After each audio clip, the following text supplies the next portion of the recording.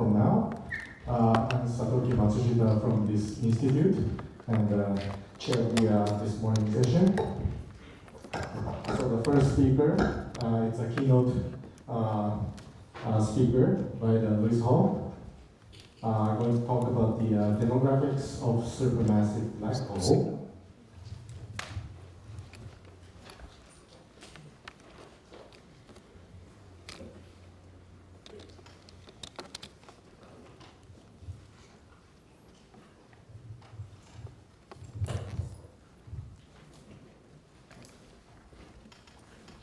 Okay, so please go ahead. It's a pleasure to be the opening speaker of this meeting that Masa and I have talked about, it seems more than a year, maybe 2 years ago, to see it finally coming to fruition. I know that many, if not most of you, are intensely interested in this one object, M87. This is a celebration of M87, particularly its black hole mass, because you really need that if you're going to build a telescope around that mass. I will not talk much about M87. That will be the job of the next speaker, Jonelle Walsh. But even if you're here only because you're interested in M87, you should understand the larger context and the current context of supermassive black holes across the entire mass range and both at low and at high redshift. So I'll give you a very grand tour of how we got here and where we have to go in the future, particularly with the advent of ALMA now operating. So these are the details that all of you are going to talk about throughout the week.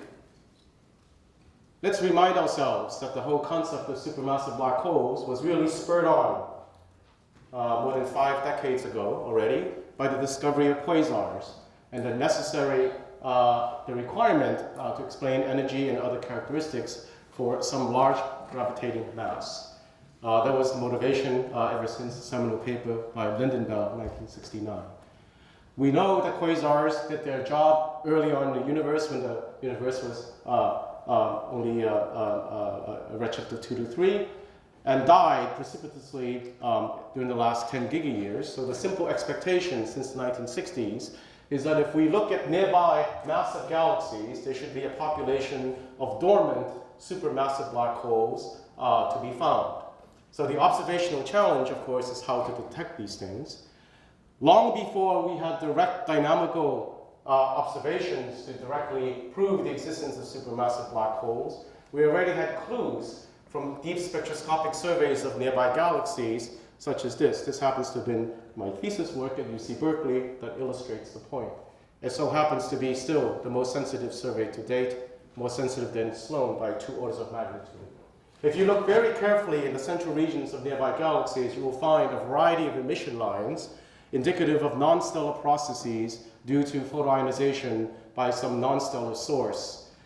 If you look at it in detail, these things do not look like quasars at first glance, but if you do a very careful analysis, in fact, they are quasars, except that they're millions of times dimmer. For example, in addition to the peculiar line ratios, they have these large thousands of kilometers per second of virial velocities coming from the so-called broadline region.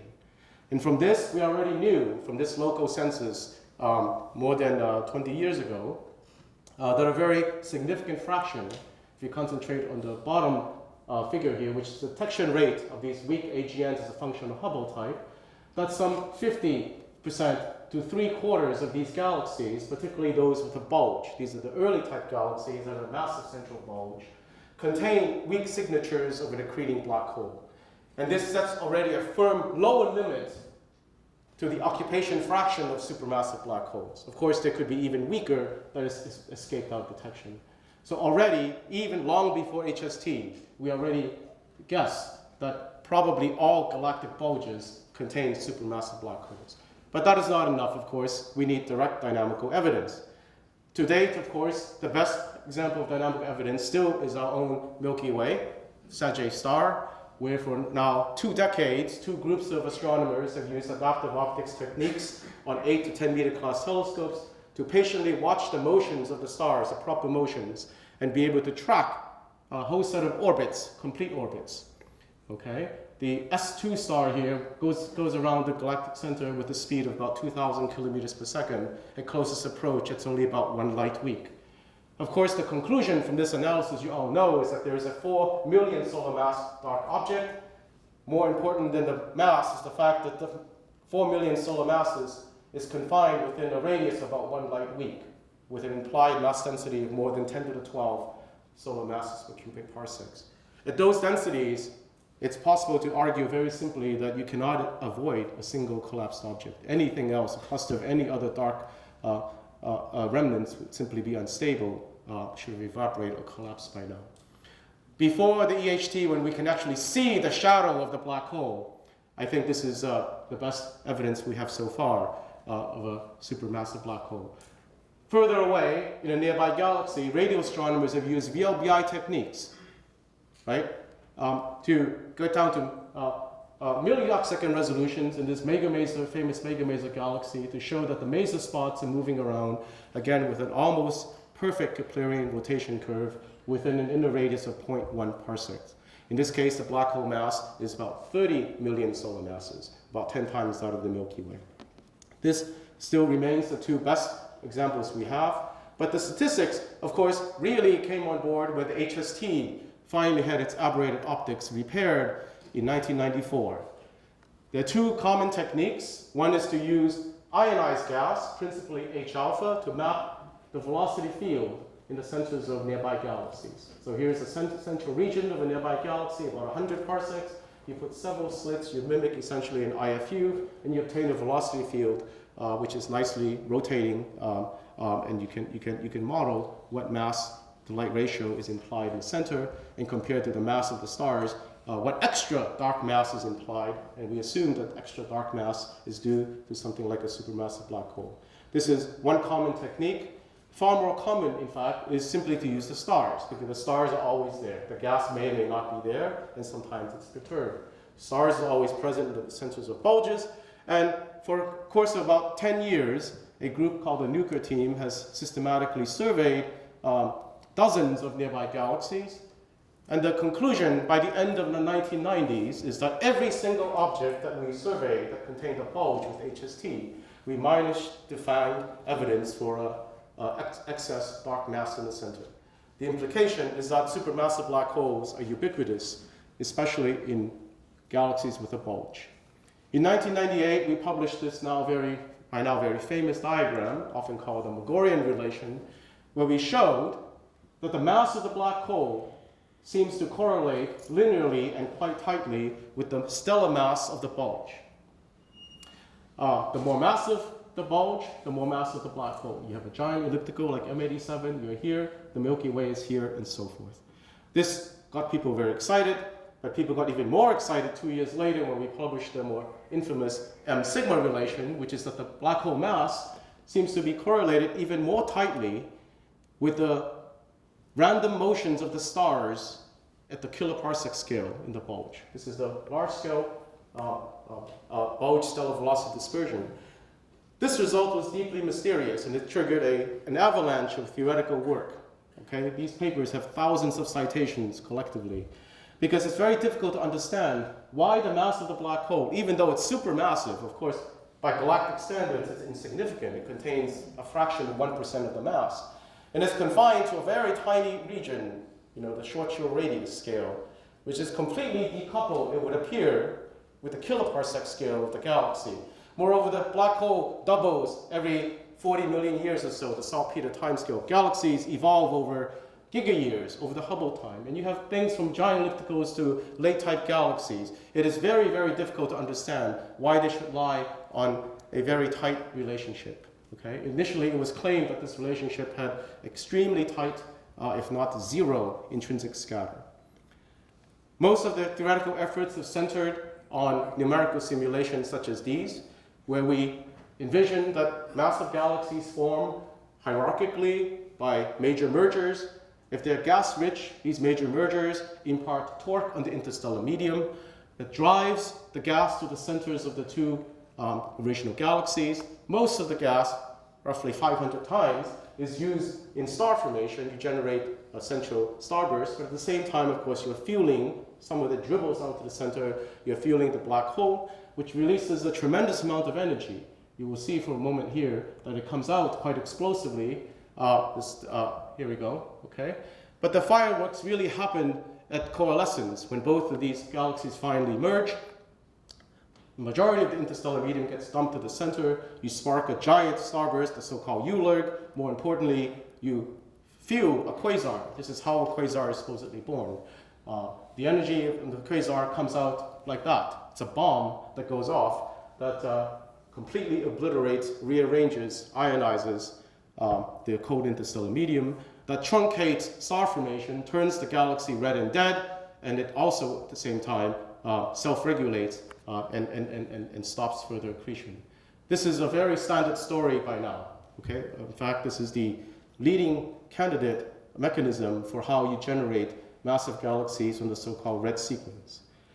This is during the epoch when most of the radiation comes out as energy comes out as radiation. But of course we know that some fraction of AGNs, or some fraction of the time in all AGNs, the energy actually comes out in a different form in terms of kinetic energy and momentum as displayed by these beautiful relativistic jets. The effect, of course, is not so much on the host galaxy because these things are highly collimated, but they're really on the surroundings, right? The energy ultimately has to go somewhere. These massive galaxies are embedded in the intracluster medium in clusters, and this is supposed to have a profound effect on the environment, the halos of massive galaxies, and on the clusters themselves. These are MHD simulations that I borrow from Sebastian Hines. Theorists love this. They love it so much that these have become standard concepts you will find in textbooks now. Okay? That AGN feedback, both in this radiation mode and this radio mode, are absolutely necessary ingredients to explain the phenomena that we see. For example, you can see these radio jets in red displacing these cavities as seen in X-rays, this hot thermal gas in X-rays. You can see them carving out, in fact, not just one set of cavities, but multiple sets, presumably as the black hole ignites and reignites and precesses a little bit. This is the favorite explanation for many people to solve a decades-old embarrassment known as the cooling flow problem in galaxy clusters. The cooling timescale of the intracluster medium is thought to be short, but where is the stuff cooling to? For decades, people have not found the cool material. The answer is that it actually doesn't cool all the way because the AGN in the center reignites and reheats the cooling material. It provides at least a superficial understanding of why if you plot the Madal-Lilly plot diagram for star formation in the universe, that it superficially resembles the accretion rate history of the universe in terms of quasars. This is scaled up by a factor 5,000. Okay, at least over the peak, and then the decline is uncannily similar. It provides the only explanation, I'm told, for why the galaxy mass function has a Schechter form. If you simply take the dark matter spectrum of dark matter halos, the predicted galaxy mass function or luminosity function should look like the dashed line. This is the actual Schechter form of the mass function in blue, and apparently without this called jet mode heating, there is simply no way to explain this. Okay? Credible theorists, leading theorists swear up and down that this is the only mechanism to explain this, otherwise would be a tremendous embarrassment. It explains why galaxies transition quickly from the so-called blue cloud to the red sequence. Apparently, in this transition region known as the Green Valley is when the AGN does its magic. Right? It quenches the star formation, blows away the gas, makes things red and dead, puts them in the red sequence, and keeps them on the red sequence, and so on and so forth. This is a standard story that you would find in any cosmology galaxy formation conference. AGNs, jets, play an absolutely essential role. To the point that in the last 10 years, I would say that there has been now a standard paradigm that goes something like this. All bulges contain black holes. The mass of the bulge scales linearly with the mass of the black hole. The black hole contains a tiny fraction, however, of the mass, about 0.1 to 0.2%. The mass of the black hole is correlated much more tightly with the velocity dispersion of the bulge of the galaxy, okay, as sigma to the 4th power, much more tightly, so that most of the theoretical efforts has concentrated on understanding this relation as somehow being more intrinsic or more primary. As far as people could tell, there's no strong dependence on galaxy mass or galaxy type, but it's been claimed that this relationship, at least this ratio, evolves strongly with redshift, starting as recent as redshift 0.4, and it goes crazy by the time you get to redshift 6. This is a story in the literature for the last 10, 15 years. I will now give you an update on several of these important developments that's summarized in this very thick, too thick, annual reviews article I wrote with John Cormody just 3 years ago. I'll just give you some of the brief highlights.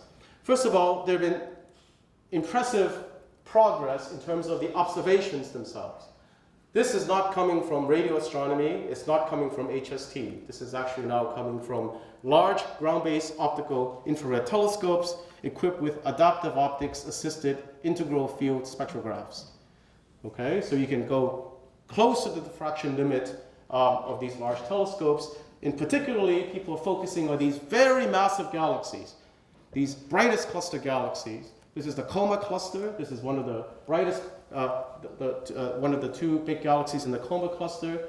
And in this important work by Makano, Chengpei Ma, and collaborators, they announced that this object has a central black hole mass of 21 billion solar masses. This is still by far the record holder. The most important thing is now this has become a possible technique. So there are now samples that are being built up using this kind of technique to probe a regime that was previously inaccessible to the HST, because these massive galaxies have very low surface brightness, and HST is only a 2-meter telescope. All right?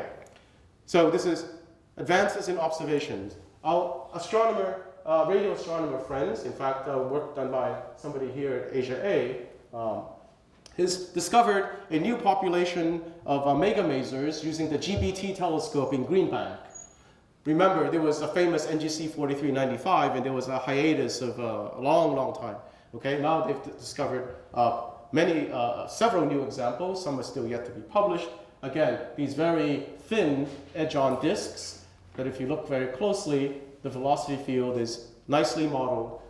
It's just simple Keplerian rotation. So you can get access to very accurate and precise masses. Importantly, these are mostly late-type galaxies, spiral galaxies, for which other techniques, in fact, are very difficult to be effective. So these are the two most important advances in terms of recent observations. The other advance comes from new techniques in modeling, not new data, but old data. In terms of stellar dynamics, there have been two important developments. One is to appreciate the fact that the gravitational potential, especially in these massive elliptical galaxies, can be triaxial. Okay, it can be triaxial. And if you neglect that fact, you would tend to underestimate the mass of the inferred mass of the central object, typically by about a factor of 2 or so. The other effect that people now pay attention to is to incorporate the effect of the dark matter halo on large scales. Not that that affects the mass directly, but it does affect the mass indirectly, because the effect of dark matter halo changes the inferred mass to light ratio of the stars, and hence the inferred mass of the central object. Okay? Also by about a factor of 2 in a systematic way. So it's likely, in fact it's been shown, that the most massive black holes that people have published previously, in fact have their masses underestimated. Typically by about a factor of 2 up to a factor of 4. This is a major revision. Another important effect is that we are really not fully taking into account the effect of turbulence in these gas disks I told you about, these H-alpha disks. Okay? The traditional method of modeling these things, especially early on, is simply assume that these are cold rotating disks, when in fact in this work by Jonelle Walsh in M84, you can see that the line width, okay, so this is the V and this is sigma, you can see that the line width near the center is 500 kilometers per second. So sigma over V is of order unity. You can see these very fat line profiles. How do you deal with this? Is this due to gravity? Is this a pressure support term that you should have incorporated in your Vireo equation? Or if that's the case, then if you neglected it, then surely you underestimated the mass. However, is this due to some local source of turbulence that's not really associated with the potential, in which case you should not have included in your dynamical analysis? In any case, if you want to include it, how do you include it? This is a fluid. This is not a collisionless set of particles. There is no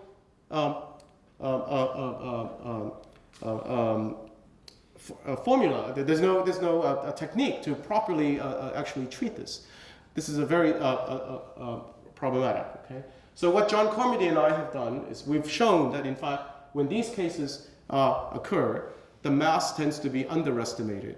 We have reliable evidence that the mass generally tends to be underestimated. We don't know how to correct for it. So instead of just including bad data, we simply throw it away. That's the best we can do. The other thing we realized is that for many years we've accumulated a number of these outliers that people have blindly sort of swept under the rug. Okay? There is a primary correlation, but then there are these nagging significant green points which are outliers. What they turn out to be in all cases are what we call mergers in progress. You can just look at them. They have these so-called dry merger signatures.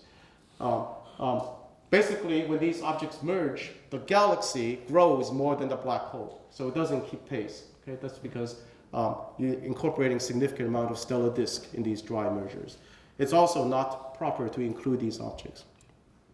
When we paid so much attention to scrutinizing all of the black hole masses, it's also important to realize that we should do a better job to measure the host galaxy itself. You might think, what's the big deal? These are nearby galaxies. We know where's the bulge, right? Let's just measure the bulge mass. Well, here's a bulge. I invite you to try to measure its light, let alone its mass. It's very complicated if you want to extract quantitatively and with accurate error bars what the bulge contribution is, and measuring the mass, estimating the mass is a further degree of complication.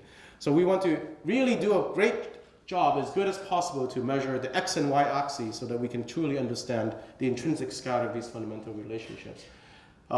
This is not meant for you to read, but you are supposed to be impressed that we spent 4 years doing this, scrutinizing every detail and worrying about every significant digit. After all of that, what have we learned? In fact, it was a worthwhile exercise. This is a summary of the current correlations between the mass of the black hole and the mass of the bulge and the velocity dispersion of the bulge.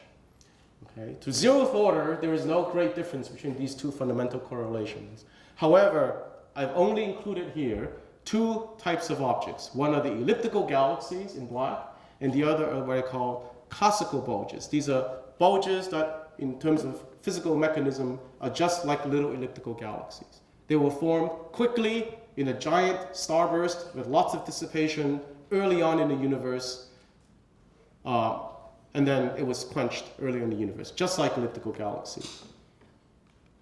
They're not the same as this type of bulges, which John Cormedy calls pseudo-bulges, these blue points. Pseudo-bulges are like our own Milky Way, are continuously forming, probably never experienced a major merger.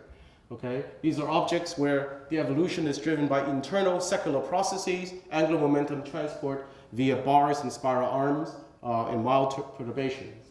You can see that these pseudo-bulges, these blue points, do not obey these two fundamental correlations. They just simply do not follow. In fact, they hardly have a correlation by themselves. We should not confuse the two. Once you recognize these two classes, then we can redefine these two fundamental relationships. The M-sigma relation does have significant intrinsic scatter, but it's only about 0.3 dex. More fundamental and more important is that we realize this early correlation, the Magorian relation, the correlation of black hole mass and bulge mass, also, in fact, has a scatter of only 0.3 dex. It is not true that one is superior than the other. From a purely empirical point of view, they're actually the same. The other important thing is that the normalization used to be 0.15. Now it's gone up by about a factor of 4. Remember, I told you at the upper end of the mass function, those masses were underestimated. We've now boosted them up. So the normalization has gone up by about a factor of 4. Importantly, it's not even linear. At the 2 sigma level, it seems to be slightly steeper than linear. This is a detail that specialists would be interested, probably not for this audience. Okay? So this is the latest update in terms of these fundamental correlations. I want to now take you to the high redshift universe. Because if we want to understand how these correlations came to be, how they evolve at time, We cannot just stay with the local universe. These black holes have been dead for a long time. There's no activity happening now. You need to go back to the epoch when they were actively growing. For that, we need to go to quasars and active galaxies. But we cannot directly resolve the gravitational sphere of influence of the black hole. They're too far away. So we need to resort to a secondary, less precise method, which is still effective, as I will show you. Okay? We simply estimate the virial mass inside the so-called broadline region of these quasars. And for that, we simply need the virial product, which is some size, and the velocity dispersion, and of course a geometric factor that accounts for the geometry and kinematics of the region. Well, if we stick with these type 1 AGNs, these broad lines have long been thought to come from the width of the lines trace virial motions. So the V part is easy. The most challenging part is R, because the broadline region has a scale that's 100th of a parsec. Okay? There's no way of ever resolving it spatially, even with future technology. So instead of resolving it spatially, we try to resolve it temporally. We resolve it in time, by taking advantage of the fact that AGNs just like to vary, for reasons we don't fully understand, but just take it as an intrinsic characteristic that the continuum flickers up and down to do various local processes in the disk, in accretion. Never mind what the origin is, okay? This is the continuum. But the broad emission line, such as H beta, which is at some distance away at the broadline region, is also going up and down. In fact, the light curves is just a mirror image of the continuum. That's because the broad lines are being photoionized by the photons coming from the accretion disk.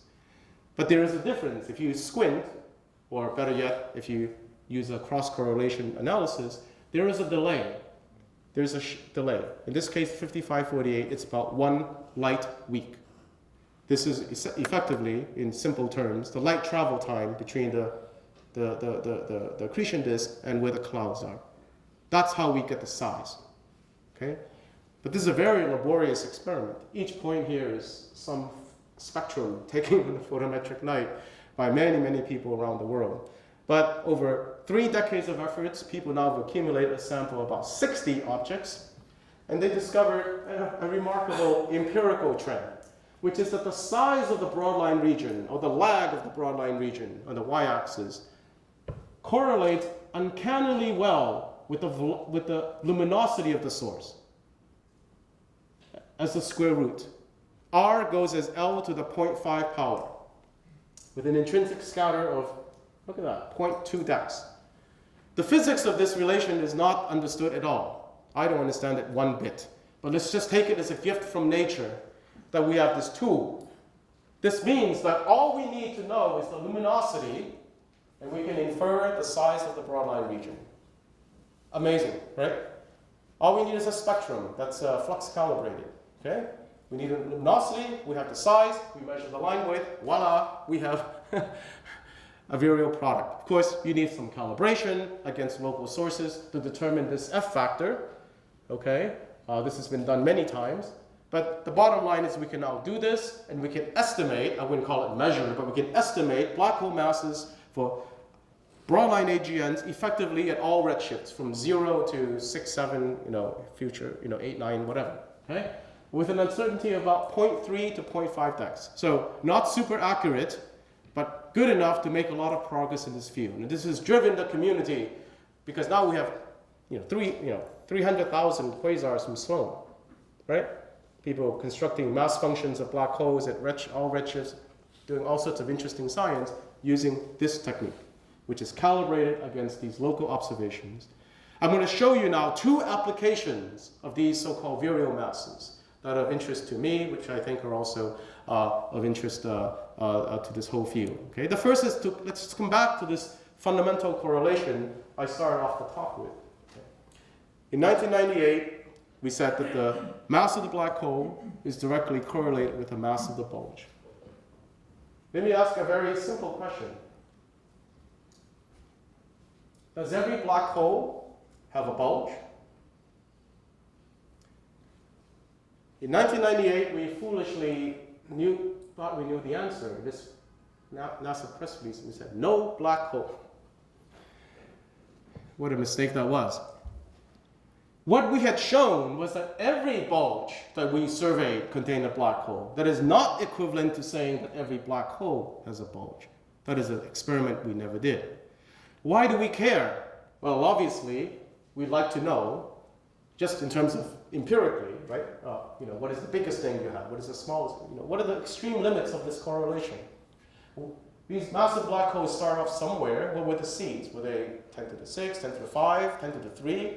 This is incredibly important for understanding the growth of early quasars, for one, okay? But we need observational evidence. How do we do this? Well, in the local group, the best we can do is this object. This is M33, our neighbor. It's the only object for which we can do a direct dynamical measurement, because for a small black hole, the sphere of influence of the black hole is proportionally small. So even with the Hubble Space Telescope, you cannot go beyond 1 megaparsec. So within 1 megaparsec, we only have one bulgeless galaxy, other than the Magellanic Clouds. So we looked in the center. In fact, there's a very beautiful nucleus. There's a star cluster. We treat it like a little galaxy, and there is no black hole, to an upper limit of 1,500 solar masses. This is the only object that we have, and the only object we will be able to do until we have the 30-meter class telescope with full diffraction limit, as I'll come back to in the end. Okay? In the meantime, observers are challenging us more and more. Here's a redshift 7.1 quasar with a black hole mass of 2 times 10 to the 9 solar masses. The universe was only 0.8 gigayears old, 0.6 gigayears old. It already grew to this very large value, almost like M87. Here's an even more extreme case. At redshift 6.3, it's 12 billion solar masses. The universe was only 0.8 gigayears old. It matters tremendously what was the very first seeds that grew up to become these massive giants at these very early times. Our theoretical friends like Tom and Paul say, oh, don't worry, early in the universe, everything is metal-free, there's no cooling, you can arbitrarily form massive things that just collapse to make super massive stars. You can create seeds of whatever sizes you want, okay? Because that's just the way things work, early on. Well, that's good for them to say, but how do you prove this empirically? Okay? So let's get back to reality and ask, what can we do empirically to put constraints on the existence of low-mass black holes? Let's come back to the local universe. This is the place we know well. This is the Hubble tuning fork. There is no point in searching here. Why? Because we already found all the black holes. The objects that have bulges all have black holes. We have no upper limits. We have no non-detections. There's nothing else to be found here. If there are any low-mass black holes to be found, it would be among these low-mass galaxies. These tiny galaxies, if they're a population of small black holes, they would be lurking in here. And don't be fooled thinking that these galaxies, that they're blue, they just formed yesterday. These are relics from the early universe. Okay? They have stars as old as the oldest galaxies. They just frosted by these young stars. Okay? That makes them look blue. Okay? These things survived. They are relics from the early universe. There's a population of relic low-mass black holes in their centers. But I told you we cannot do this experiment dynamically, before TMT. But let's do it in a simple way. Let's just simply ask, do we have any signatures of AGNs? Little quasars, baby quasars, if you will, lurking in them. To the extent that AGNs is a signature for accretion into a black hole, this is a very effective and very efficient way to sift this information out. I know we can do this because I did it back 10 years ago. Here are 2 examples, my 2 favorite galaxies. Okay? I'll show you in a minute how special they are. They have all the signatures of a quasar. They have these broad lines, they have VLBI radial cores, they have varies like crazy in the X-rays, and so on and so forth. Okay, they have all the signatures of a quasar, except that they live in this extraordinarily fragile, bulgeless, absolutely bulgeless, low-mass galaxy. Here it is. Here's a little, you see that? Sorry, right there. Okay? If it wasn't 4 megaparsecs away, the fact that this thing was face on, I wouldn't know if it was this or that or whatever, okay? But it's face on, it's only in our backyard. And it has a black hole with a mass of 10 to the 4 to 10 to the 5 solar masses. The other object, POX 52, is even more remarkable. It's a dwarf galaxy. It's a tiny little, it's a kiloparsecs across. There's a black hole mass, 10 to the 5 solar masses. So there are two examples. This is 2. I knew this, okay? Now 2 is better than 1 and 1 is better than 0. It proves as a matter of concept that nature can make relatively low mass black holes in this very, very special kind of environment. But there are no statistics beyond that. Obviously, you need to have a much larger sample. In 2004, I got 2 gifts. The first is the data release 1 from Sloan, which gave me hundreds of thousands of spectra that I can work with, publicly available. And the other is a very capable graduate student, thanks to Harvard, called Jenny Green, who analyzed these spectra very effectively. And we published this mass function for the purposes of this talk. We discovered here, below 10 to the 6 solar masses, roughly 200 to 300 new sources. Okay? Using this Vireo technique that I just described a moment ago. This is now serious because we can do statistics. And we've been very busy doing all sorts of follow-up. The most important is HST imaging to show the kind of galaxies they are. Out of 200 sources we imaged with HST, only 1, this guy, had a bulge. 2/3 look like this. They're almost pure disk galaxies, often with a bar. And 1/3 are these tiny dwarf galaxies. These are little galaxies that have little black holes in them. Okay? Okay. But beyond that, this is still the local universe. How about higher redshift? When were these scaling relations first established and how did they change? For that, we need to go to high redshift. So let's go very high.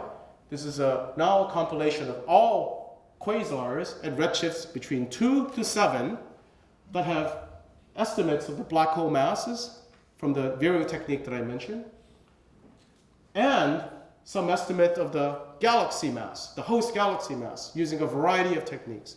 It's very, very challenging to make this plot. I'm too embarrassed to show you any error bars. They're huge. I cannot understand them, okay? But be that as it may, I hope that you can see that there is some correlation even at these very, very early times. This is not a random distribution.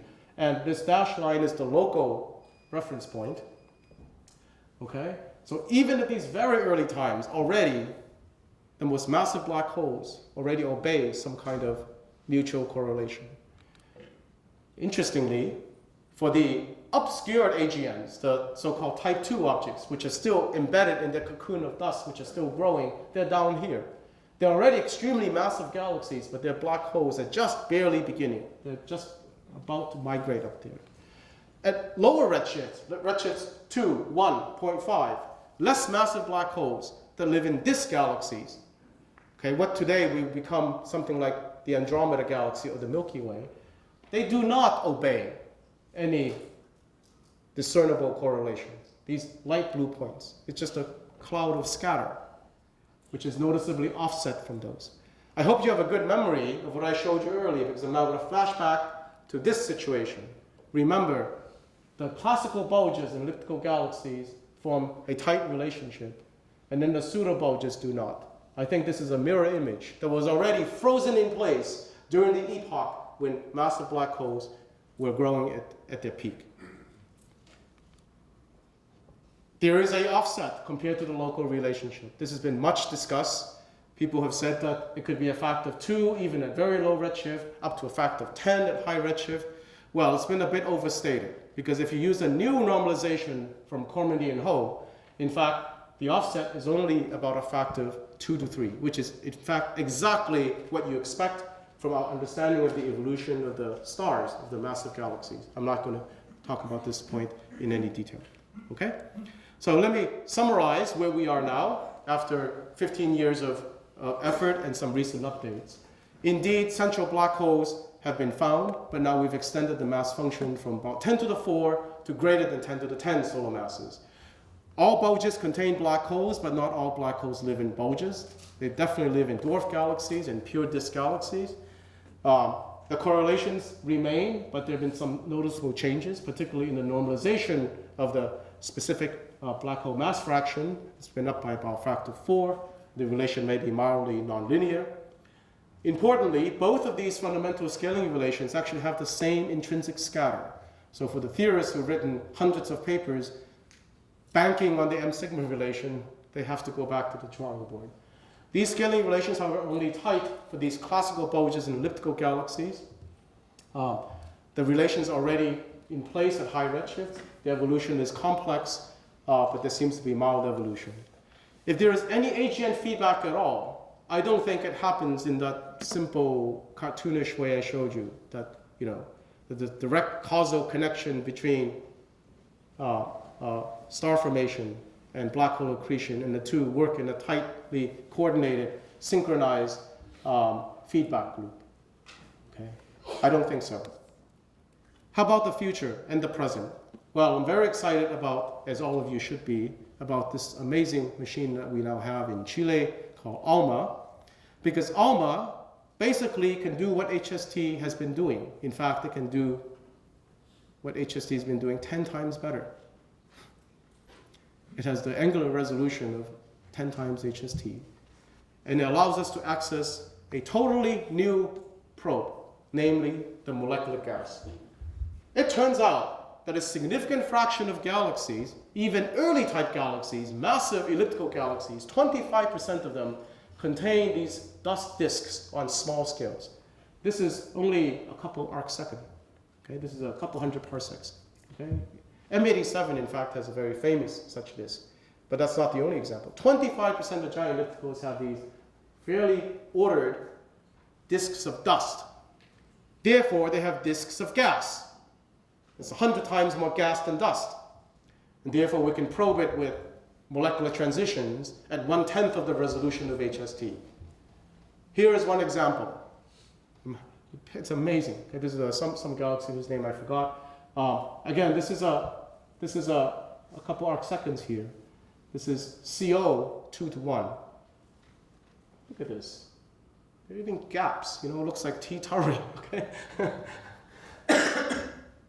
We can even begin to see clumps.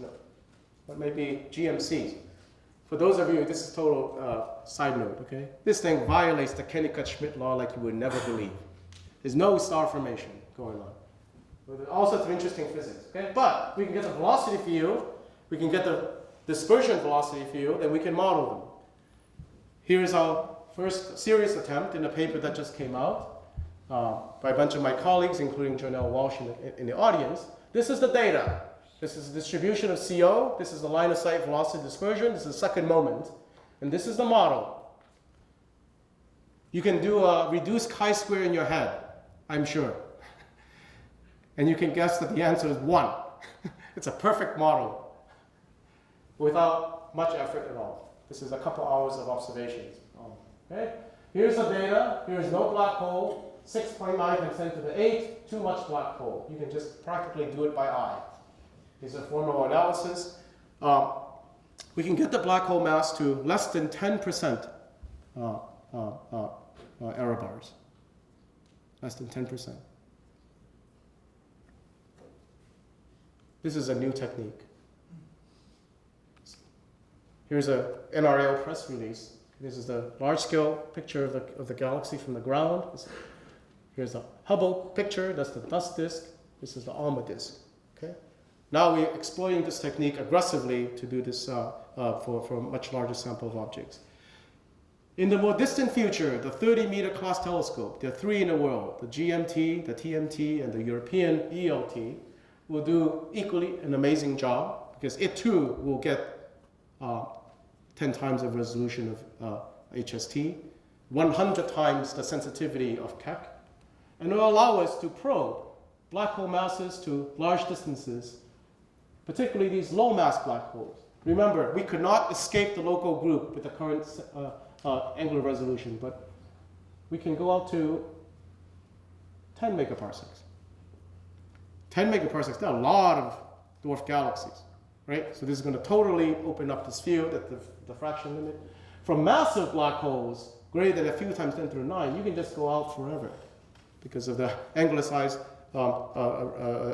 redshift dependence turns over. Okay, so it's just limited by sensitivity. You can just go out to whatever you want.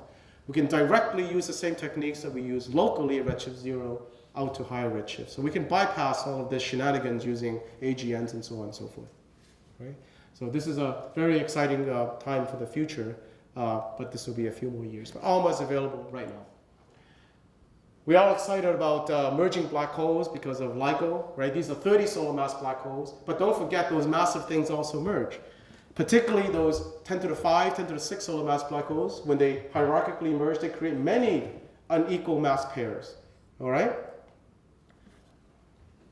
And the expectation is that the frequency range will be accessible to, for example, the pulsar timing arrays.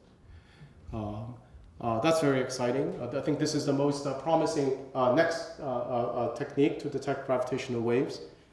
So it bodes well because there is this population expected of highly unequal mass, supermassive black hole binaries. We're in Asia, so I can advertise that in Asia, and particularly in China, we have lots of radio facilities coming up that will be extraordinarily powerful in terms of pulsar searching and pulsar timing. Okay, for this technique, you need to find the golden systems, the millisecond pulsars that have very well behaved profiles, right? So China, in a few months, will launch its 500-meter telescope called FAST in Guizhou, with the largest single-dish telescope in the world. Xinjiang is building 110 meter, Shanghai already has a 65 meter, and China is a formal partner of the SKA. These are all giant pulsar searching and timing machines. So I think the future is extraordinarily exciting and interesting. So let me end. This is a picture of the lake next to my institute. And I welcome you to visit the Kavli Institute if you're in China. So thank you very much.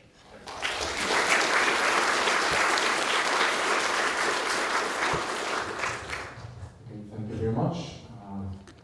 It's great to see the result, especially for me that I'm working for 20 years, last 20 years, and finally it shows the beautiful picture. Okay, so questions?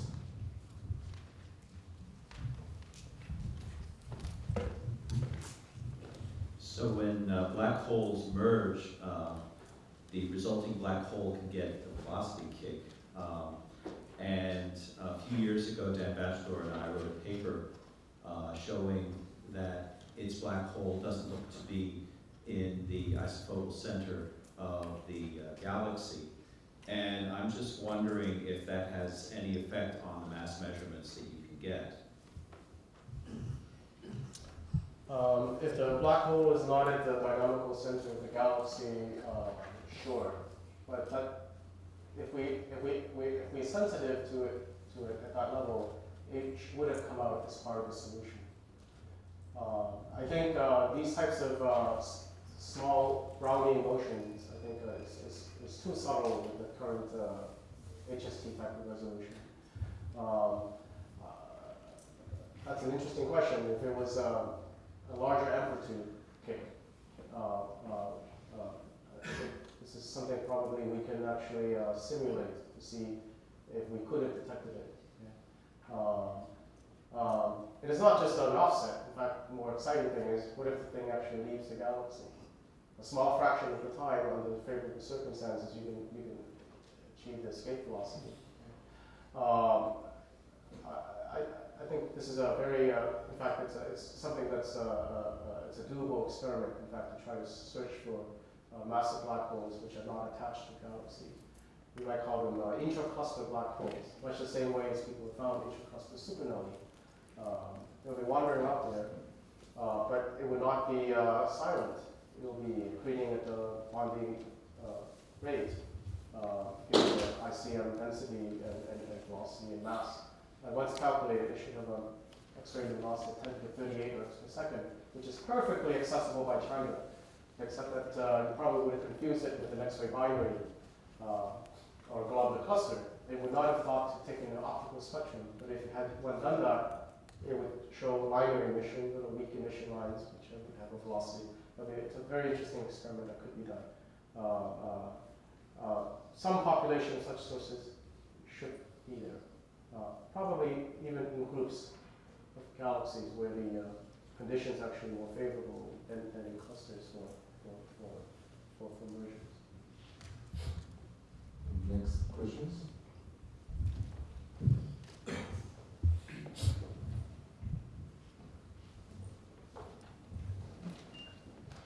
So, of course, as you know, and as you summarized in your review paper a few years ago, so people have argued that the black hole mass bulge mass relation is actually a statistical effect coming out from merging galaxies. So, which on the other hand means that in principle you might not need any feedback at all. If you choose the correct starting conditions, you might not need any feedback at all in order to get that correlation. So I know you've been careful about phrasing that conclusion, but what's your opinion about that now? My opinion is that almost certainly the effect of statistical merging must be important. Galaxies merge, right? Galaxies have black holes, therefore black holes will merge. No doubt that will happen. The question is, what is the balance between that versus true feedback? That, of course, is always, once you say it's either or, then it becomes very complicated. What I can say is that at the highest redshift, I showed you the result for the quasars. Okay, it's already sort of in place, okay? Even at the highest redshift. The scatter is noticeably huge. Unfortunately, I do not know what is the true intrinsic scatter, how to compare it with locally, but taking at face value, the scatter is much larger. So that would be consistent. If it started off that way, that it's statistical merging that reduces the scatter and converges to the local relation. Truthfully, I'm very agnostic about this now. I think this is something that has to be decided with upcoming observations. I think we will know for sure once we can do the same type of measurement at intermediate redshifts. So at the moment, I think it's it's an intractable problem. It's purely just a theoretical speculation. Okay? But the merging does occur. Moreover, accretion does occur. Okay, black holes do release energy. There is something known as a Sultan argument. Okay, which says that most of the mass of the black hole did grow via accretion rather than through mergers.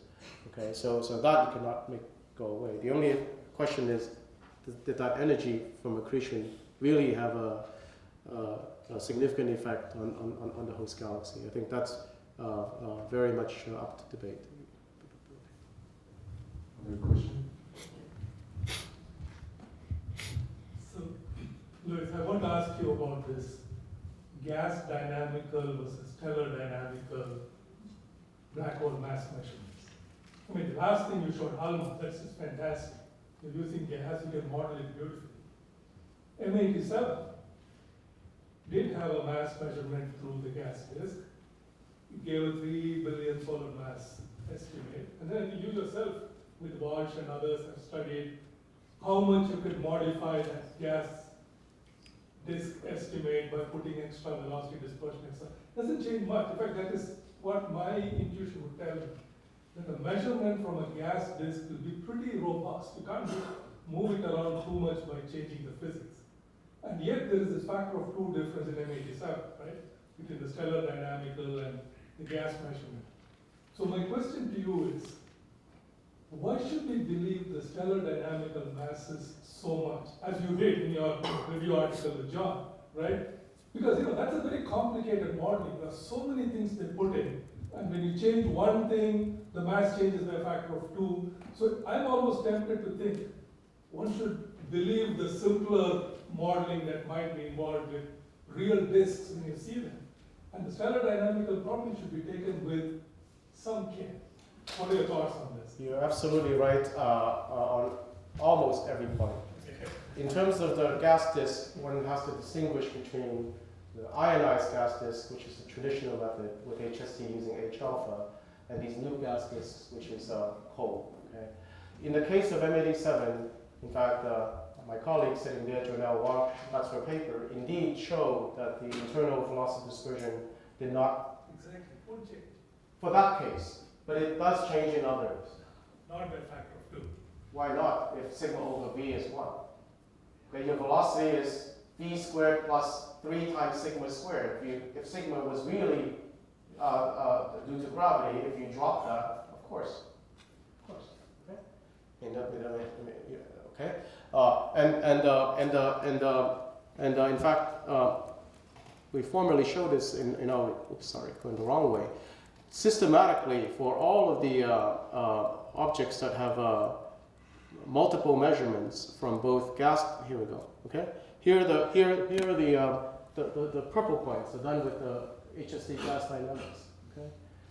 They're systematically off compared to the stellar dynamics. But it's difficult to argue this because we don't understand how to treat this line width term in terms of the H alpha disks. The H alpha is a tiny amount, it's a trace amount of materials, 10 to the 4 solar masses, 10 to the 4 degrees. Okay? But when we go to CO, we're dealing with 10 to the 8 solar masses and the disks are cold. We can show that they're 20 kilometers per second, okay? Not 500 kilometers per second is the line width.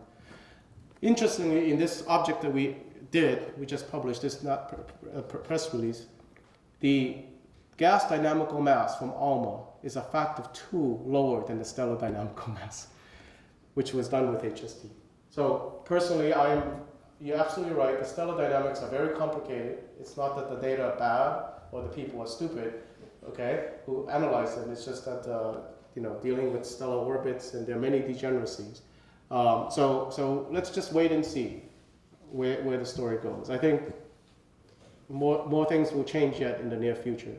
So that's why we're very optimistic with this new technique using ALMA. And then and we particularly choosing objects that have multiple measurements for multiple techniques so we can compare them. So in that case, there's HST stellar dynamics. M87 has such a disk, okay? It's a golden opportunity to compare all 3 techniques, stellar dynamics, H alpha, and using CO2 to 1. Somebody has that observation already taken, and hopefully we'll soon know. It will be 3 billion.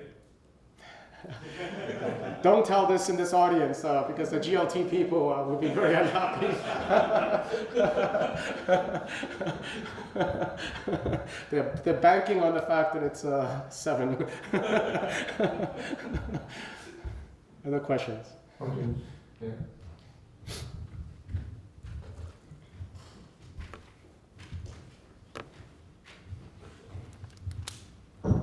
So Luis, very nice review, but I'm confused on your thoughts on the seed mechanism. So are you suggesting that the very early universe, very massive ones might have a different way of starting with some seed versus the small ones? No. So we don't know what the seeds were for the massive ones in early universe, but we did find a population of present-day relics which could be such seeds. These are the smallest galaxies, right? These are the building blocks that later merged to become the big galaxies. So step number 1 is to just find anything empirically, and we found them. These low mass galaxies were abundant, very abundant at high redshift. Most of them have been eaten up and grown up to become big things. So you, following this train of thought, that you say mergers would be the way to grow the black holes, rather than let's say, the models out there start with Not necessarily. Once you have a seed, say 10 to the 5 solar masses, okay, then there are accretion channels to grow that. Okay. But empirically, it's important, is it 10 to the 5, 10 to the 4, 10 to the 3, or 100? Otherwise, you don't have enough time to reach redshift 6. Okay, so that's I think if you start with 10 to the 5, you can grow it even by adding the limit of accretion. But my personal opinion is, in fact, the growth phase usually happens with Eddington, supercritical accretion, in which case then is not even a problem. Okay? But just to know what were the initial conditions, and just to find empirical evidence for it was I think the first important step. It doesn't mean that there are no other channels. These supermassive stars or whatever, okay? But those we have yet to be observed. Probably last short question. Just a very quick comment. We will know the answer with M87 soon. I'm part of the team that has some data from ALMA. Unfortunately, we had to reject the majority of the data, and we're asking for more. So hopefully in a year or two, when we get the additional data from ALMA, we will know the answer. Great. One more short question. So Louis, for the low mass cases where the dispersion in sigma and the bulge mass looks large, what is the role of the error bars there? Because you didn't plot them with the error bars. In other words, how well are they measured so that the large scatter is really not a measurement? Well, of course, our analysis is taking the measurement errors into consideration. So when we say that what is the intrinsic scatter, we've fully included the measurement errors. So it's true, the measurement errors are larger, but the scatter is there's still significant intrinsic scatter you can extract. Okay, exactly 1 more. Okay, so thank you very much, Luis.